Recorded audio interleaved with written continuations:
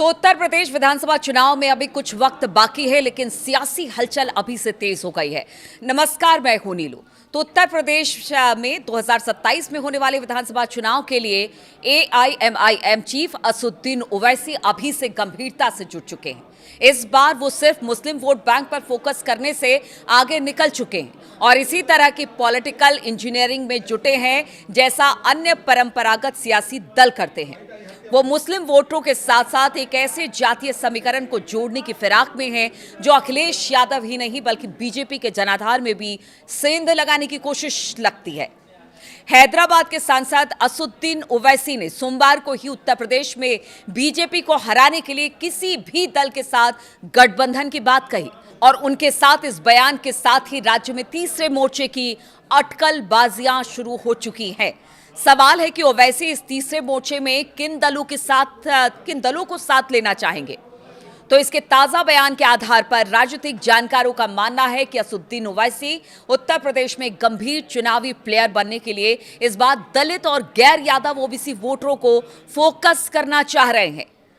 सूत्रों का कहना है कि बहराइच के मटेरा में रैली करके उन्होंने एक तरह से समाजवादी पार्टी प्रमुख अखिलेश यादव को सीधे सीधे चुनौती दे दी है। लेकिन बीएसपी चीफ मायावती और आजाद समाज पार्टी के चंद्रशेखर आजाद के प्रति उनका जो रुख है वो बेहद नरम है।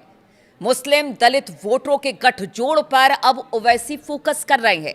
जी हां, मटेरा सीट को समाजवादी पार्टी का गढ़ माना जाता है। एआईएमआईएम हाल ही में सार्वजनिक तौर पर बीएसपी को उत्तर प्रदेश में स्वाभाविक सहयोगी भी बता चुके हैं, यानी डोरे डालने अभी से शुरू कर दिए गए हैं।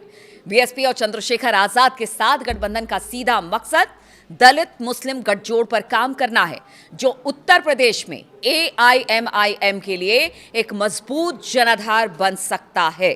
राजनीति के जानकारों का कहना है कि बहराइच की धरती से ओवैसी ने बहुत ही सोच समझकर अपने चुनावी अभियान की शुरुआत की। यह धरती महाराजा सुहेलदेव और 11वीं सदी के लड़ाके सैयद सलार मसूद गाजी के बीच ऐतिहासिक संघर्ष का गढ़ रहा है। जानकार बताते हैं कि पिछले दशक में बीजेपी ने सुहेलदेव नैरेटिव पर काफी काम किया और उसे इसकी जगह से ओबीसी वोट बैंक के बीच पांव जमाने में काफी सफलता भी मिली। मटेरा सीट की बात की जाए तो मटेरा सीट पर मुसलमानों की आबादी 45% से अधिक है, दलित भी 22% के करीब है और कुर्मी, मौर्य और राजभर की भी अच्छी खासी तादाद है। मतलब ओवैसी यहीं से अपने खेमे में मुसलमानों को गोलबंद करके अखिलेश यादव के खिलाफ भी ताल ठोकना चाहते हैं। तो साथ ही साथ बीजेपी को भी राजनीतिक चुनौती देने की उनकी पूरी कोशिश होगी। अब जिन 5 पार्टियों पर असदुद्दीन ओवैसी की नजर है उत्तर प्रदेश में, वो 5 पार्टियां कौन है? तो इस राजनीति के हिसाब से असदुद्दीन ओवैसी की पार्टी उत्तर प्रदेश में जिन दलों के साथ तीसरा मोर्चा बनाने की कोशिश कर रही है, कवायद कर रही है, उनमें पहला नाम आता है बीएसपी का, दूसरा नाम आता है आजाद समाज पार्टी यानी कांशीराम, अपना दल कमेरावादी भी इसमें शामिल है, चौथी पार्टी है महान दल।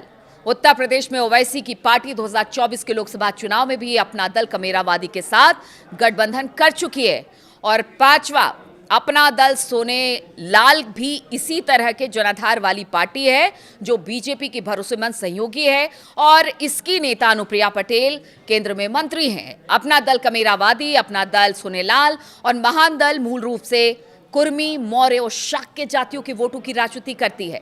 इन तमाम गैर यादव ओबीसी जातियों के बीच बीजेपी ने भी पिछले 12 वर्षों में एक खास प्रभाव बनाया है। और अगर 5वीं पार्टी की बात की जाए तो पीस पार्टी, ये पार्टी उत्तर प्रदेश में मूल रूप से मुस्लिम राजनीति साधती है, इसलिए ये असदुद्दीन ओवैसी की लिस्ट में शामिल है।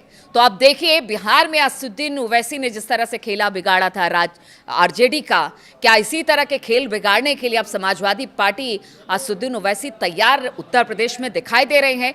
क्योंकि अगर वो गठबंधन समाजवादी पार्टी के साथ या कांग्रेस के साथ उनका नहीं होता है तो फिर वो अलग से चुनाव लड़ेंगे और हो सकता है कि वो डैमेज करे, लेकिन उससे पहले ये तीसरे मोर्चे की भी कवायद चल रही है। हालांकि देखिए, अभी विधानसभा चुनाव दूर है, इन कवायदों और इन अटकलों को लेकर बाजार बहुत ज़्यादा गर्म रहेगा, लेकिन ये देखना ज़रूर होगा कि इस बार असदुद्दीन ओवैसी किसे उत्तर प्रदेश में डैमेज करते हैं, कांग्रेस, समाजवादी पार्टी या फिर बीजेपी।